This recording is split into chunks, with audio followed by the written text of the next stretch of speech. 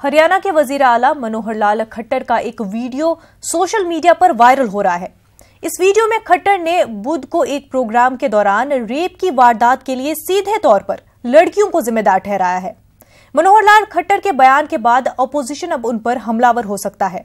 मनोहर लाल खट्टर ने कहा है कि सबसे बड़ी फिक्र यह है कि जो भी रेप या छेड़छाड़ के मामला सामने आ रहे हैं उसमें 80 से 90% मामला जानने वालों के दरमियान हो रहे हैं। काफी दिनों तक साथ में रहने के बाद एक दिन पुलिस स्टेशन में एफआईआर दर्ज करवा देती है कि उसने मुझे रेप किया। बढ़े नहीं है, पहले भी होते थे, आज भी होते हैं। चिंता बड़ी है और सबसे बड़ी चिंता यह है कि ये घटनाएं जो है रेप की है, छेड़खानी की हैं, ये 80 से 90% जानकारों के बीच में होती है, एक दूसरे को जानते हैं।